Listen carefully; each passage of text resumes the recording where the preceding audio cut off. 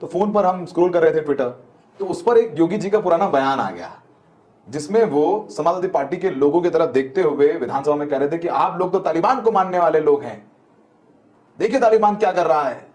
तो तालिबान के समर्थन में कुछ नारे लग गए, सोशल मीडिया में कुछ लिख दिया, तो उनको जेल कर दी गई थी 4 साल पहले उत्तर प्रदेश में।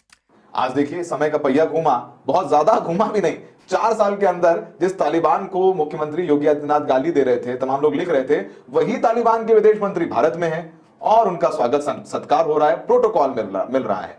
अफगानिस्तान के कह लें तालिबान के, अभी अफगानिस्तान में तालिबान है, उसके विदेश मंत्री आमिर खान मुत्तकी भारत में हैं और उनकी मुलाकात हमारे देश के विदेश मंत्री जयशंकर जी से हुई। जयशंकर जी ने बयान दिया कि भारत 2022 में जो एम्बेसी बंद हुई थी काबुल में, उसको वापस से शुरू करेगा। उन्होंने कहा कि आपकी आज से 4 साल पहले यूपी रियासत उत्तर प्रदेश, जिसका सीएम है वो टकला योगी आदित्यनाथ, जो कि भगवा रंग की साड़ी पहनकर घूमता रहता है, उसने तालिबान के नाम पर पाबंदी लगा दी थी। चंद मुसलमानों ने सोशल मीडिया पर कुछ नारे लगाए थे तालिबान की हिमायत में, उन्हें गिरफ्तार कर दिया था और उन्हें पुलिस ने पीटा था। और ये तक उसने अपनी असेंबली में आकर कहा था कि तालिबान का कोई नाम यहाँ पर ना ले, यानी तालिबान के नाम तक पाबंदी थी। और आज 4 साल बाद वही मोदी, वही एस जयशंकर, वही योगी आदित्यनाथ यूपी में बाकायदा जा रहा है। अफगानिस्तान का फॉरेन मिनिस्टर यूपी में घूम रहा है और सिक्योरिटी वही योगी आदित्यनाथ दे रहा है। और उसकी वजह क्या है? सिर्फ पाकिस्तान की मुखालफत, कि ये नमक हराम पाकिस्तान के खिलाफ आजकल ज़्यादा बोल रहे हैं और उन्हें यूज़ करना है पाकिस्तान के वेस्टर्न बॉर्डर पर। तो देखते हैं आगे, ये वीडियो में मुलाहिजा कीजिए, फिर मैं आपको उसी अर्नब गोस्वामी की ज़ुबानी कुछ बातें सुनाता हूँ जो कि बड़ा ही मुखालिफ हुआ करता था तालिबान का। यात्रा भारत अफगानिस्तान के रिश्तों को आगे बढ़ाने की दिशा में एक अहम कदम है। भारत अफगान लोगों का शुभ चिंतक होने के नाते आपके विकास में गहरी रुचि रखता है। समझिए, ये डिप्लोमेसी है और कोई मामला नहीं है। पूछता है भारत में हमारी लाइन है आज पाकिस्तानियों के लिए, छेड़ेंगे तो घेरेंगे, घेर देंगे पूरे पाकिस्तान को, उत्तर पश्चिम दक्षिण हर एरिया से हम उनको घेर देंगे, जगह नहीं होगी पाकिस्तानियों को कहीं निकलने की। अब देखिए, घेरना तो नहीं चाहते, मगर अफगानिस्तान के विदेश मंत्री जो तालिबान के अमीर मुत्ताकी उनका नाम है, वो भारत में है। विदेश मंत्री हमारे जयशंकर जी से उनकी मुलाकात हुई। ये सारे विजुअल जो ऐसे हैं, विजुअल जो पूरे दुनिया में आज लोग देख रहे हैं कि हो क्या गया भाई, भारत की दोस्ती तालिबान से कैसे हुई। कई लोग कहते हैं अच्छी बात नहीं है, जो हार्डलाइन लोग हैं कह रहे अरे बीजेपी सरकार है तालिबान से बात कर रही है। उनको मैं समझाना चाहता हूं कि देखिए, दुश्मन का दुश्मन हमारा दोस्त। और सिर्फ वही नहीं, अगर आप हजारों साल की बात करें तो अफगानिस्तान और भारत तो एक ही है, हम सब एक हैं। अब अफगानिस्तान और भारत एक ही हो गए। हालांकि ये वही अर्नब गोस्वामी है जिसके अगर आप 4 साल पहले के प्रोग्राम देखें, रो रो कर पीट कर उसने अपना सीना पूरा ज़मीन आसमान एक कर रखा था कि तालिबान की हुकूमत कैसे आई, तालिबान क्यों आए हैं, तालिबान तो हमारे दुश्मन है, तालिबान तो कश्मीर को आज़ाद करवा देंगे। और अब इसी अर्नब गोस्वामी की आप सुनो, ये वही अर्नब गोस्वामी है जिसने ये तक कहा था कि सेरीना होटल के 4th फ्लोर के ऊपर पाकिस्तान की ISI ने हेडक्वार्टर बना रखा है काबुल में। बाद में पाकिस्तानी पैनलिस्ट ने उसे बताया था चेक करके कि यार उसके तो 2 ही फ्लोर्स हैं, और बेइज्जत हुआ था उस वक्त चूँकि ये एंटी तालिबान थे। अब पाकिस्तान की मुखालफत में इन्होंने तालिबान को भी अपना बाप बना दिया है, कभी ये इसराइल को बनाते हैं, कभी ये रशिया को बनाते हैं। पहले अमेरिका था, फिर ट्रंप ने डंडा दिया, तो अब नए नए बाप ढूंढे जा रहे हैं। ले लो तालिबान को तुम पूरे का पूरा, हम तो कहते हैं अफ़गानिस्तान लेकर तुम उसे दूसरा इंडिया बना दो, हमें कोई फ़र्क नहीं पड़ता, क्योंकि अफ़गानिस्तान एक ऐसी टेरिटरी है जिससे दुनिया को दहशतगर्दी के सिवा आज तक कुछ भी हासिल नहीं हुआ। हम पाकिस्तानी भुगत रहे हैं, हमने अपना सीना, अपना दिल सब कुछ खोल के उन्हें दिया, हमने 50 साल उनकी मेहमान नवाजी करके देख लिया, अब तुम देख लो। और मैं उम्मीद करता हूँ कि तुमने वो अफ़गान रेफ्यूजीज़ जिनकी तालीम पर भी पाबंदी लगा दी है, जो कि चंद हज़ार के करीब हैं, और जिनको ना तुम कोई कारोबार करने देते हो, ना उन्हें पढ़ने देते हो, ना कोई उन्हें किसी जगह वीज़ा दिलवाने देते हो, अब मुझे ये उम्मीद है कि इसके बाद तुम उन्हें ज़रूर स्पेस फ्राहम करोगे। और पाकिस्तान में जो रेफ्यूजीज़ हैं या जो अफ़गानिस्तान से भागना चाहते हैं, कोई 40-50 लाख, उन्हें तुम इंडिया में पनाह ज़रूर दोगे जैसे हमने दी थी। पूरा भारत अफगानिस्तान तक था, तो हमारे जो रिलेशनशिप है ये तो बहुत पुरानी रिलेशनशिप है। ये बीच में ये पाकिस्तान कहां से आ गया? ये पाकिस्तान तो कुछ है ही नहीं, ये तो फेक कंट्री है, किसी ने नाम दे दिया जिन्ना ने पाकिस्तान। ये पाकिस्तान देश नहीं है। अफगानिस्तान के तालिबान मतलब जिनको गाली पड़ रही तालिबानी सोच वाले आदमी हो। जी जी बिल्कुल। पर जिनको योगी जी कह रहे थे, गलिया रहे थे, अब वो तो देवबंद भी जाएंगे, आगरा में ताजमहल का दीदार भी करेंगे, और आगरा में तो उन्हें फिर प्रोटोकॉल मिलेगा, यूपी पुलिस उनकी सुरक्षा करेगी। सोचिए, जिस तालिबान का नाम लेने पर जेल हो रही थी, अब उसी तालिबानी की सुरक्षा में यूपी पुलिस। तो फिर वही शगुफा वो 10 साल चलता रहेगा, स्ट्रेटेजिक अलायंस फलाना ढिमकाना। लेकिन हाँ, फिलहाल के लिए न्यूज़ ये है कि वो आ गए हैं और ऑफिशियल दोस्ती जो हो गई है।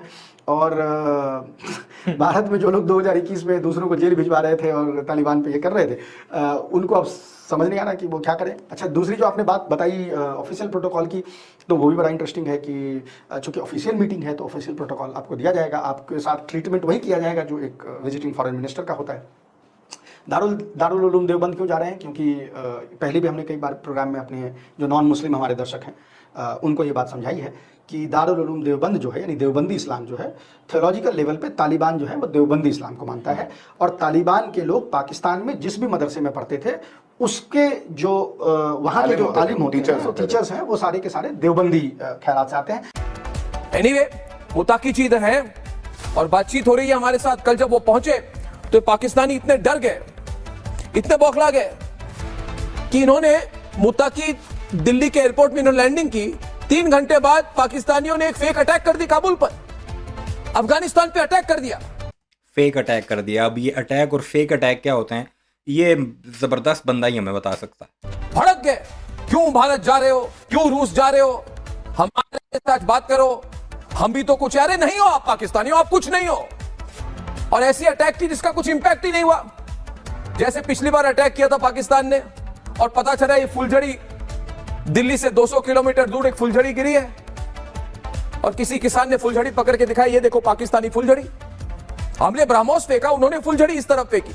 उसी तरह से कल उन्होंने एक प्लेन उड़ा दी काबुल के ऊपर और कहा हमने हमला कर दिया। हमला कुछ नहीं किया, सब कुछ ऐसे ही। मतलब वो तो बिल्कुल जो अटैक कल रात को उन्होंने किया उसका कुछ इंपैक्ट नहीं हुआ, कोई असर नहीं था ग्राउंड पे। मगर जो अफगान है, जो तालिबान की सरकार है, वो बहुत गुस्सा है और उन्होंने एक चेतावनी दी। दिल्ली में मुताकिद जी ने एक चेतावनी दी, उसको आप पहले सुनिए, फिर मैं बात आगे ले जाता हूं। इसको सुनिए प्लीज। जो मुश्किलात जिस ममालिक के अंदर है वो अपना मुश्किलात खुद हल करे। हम जैसे हिंदुस्तान के साथ अच्छा ताल्लुकात चाहता है, पाकिस्तान के साथ भी अच्छा ताल्लुकात चाहता है, लेकिन ये ताल्लुकात दोनों तरफ से हो सकता है, एक तरफ से तो नहीं हो सकता है। इसलिए हमारा ख्वाहिश ये है कि ऐसा गलती को तकरार नहीं करना चाहिए। अफगानियों का हौसले नहीं आजमाया, उसको ज़्यादा छेड़ना अगर लोग करता है तो वो एक बार अंग्रेज से पूछे, फिर सोवियत यूनियन से पूछे, फिर अमेरिका से पूछे, फिर नाटो से पूछे, ताकि वो आपको थोड़ा सा समझ। सोवियत यूनियन से पूछिए, अमेरिका से पूछिए, यूरोप से पूछिए। सोवियत यूनियन जब हमला किया था तो अपनी शलवारें वहीं फेंक कर तुम पाकिस्तान आए थे, अभी तक तुम्हारे यहाँ पर बैठे हुए हैं। अमेरिका से पूछिए, सोवियत यूनियन को वहाँ से भगाने वाला कौन है? पाकिस्तान। पाकिस्तान ने तुम्हारी मदद की और अपने लोग भेज कर सोवियत यूनियन के टुकड़े की। अमेरिका को देखिए, अमेरिका को जब अमेरिका ने सब कुछ किया था उस वक्त भी तुम थोड़े थोड़े पाकिस्तान की तरफ आ रहे थे, तुम्हारी क्वेटा शुरा हुआ करती थी। तुम्हें पाकिस्तानियों ने अपने दिल में जगह दी थी कि एक गैर मुल्की ताकत आई हुई है, हम पाकिस्तानी जो हैं वो उसे बर्दाश्त नहीं करेंगे। हमारे अफ़गान भाइयों के ऊपर वो हमला कर रहे हैं, हमारे मुसलमान मार रहे हैं। हम पाकिस्तानी भी बड़े ठंडे हो गए हैं और तुम भी जल्दी ठंडे हो जाओगे, क्योंकि जब तुमने किसी को शिकस्त दी है उसके पीछे हाथ पाकिस्तान का था। इस बात को जितना जल्दी हो जाए वो समझ जाओ। समझाए कि भाई अफगानिस्तान के साथ ऐसा खेल करना ये अच्छा नहीं है। मुतक्की का ये भारत का दौरा जो है ये बिना पाकिस्तान के हेल्प के संभव नहीं था, क्योंकि यूएन में जो तालिबान सैंक्शंस कमेटी है उसका हेड चेयर पाकिस्तान है और डेप्यूटी हेड जो है वो रशिया है, और बिना पाकिस्तान की परमिशन के मुतक्की के ऊपर से सैंक्शंस नहीं हटते यूएन वाले, तो इंडिया नहीं आ पाता। जी, ये बहुत वैलिड पॉइंट है। तुम जो भारत के दौरे कर रहे हो ना अभी, वो भी पाकिस्तान की ही मेहरबानी की वजह से। तुम्हारे अफगानिस्तान की जितनी भी कमेटी है वो दहशतगर्दी वाली, उसका सरबरा पाकिस्तान है यूएन में, उसने ही तुम्हारे ऊपर सैंक्शंस हटाई हैं कि तुम जाकर अब गुलछड़े हो रहे हो, जाकर 5 एम्बुलेंसें लेकर आ रहे हो। बड़ा कुछ दे दिया भारत ने तुम्हें, शर्म करो, 5 एम्बुलेंसेज लेकर आओगे तुम वहां से। सैंक्शन हटवाए तो पाकिस्तान की अप्रूवल की वजह से होगा। पाकिस्तान के अप्रूवल ही नहीं, पाकिस्तान इज द चेयर, चलिए उसमें दूसरे भी हैं।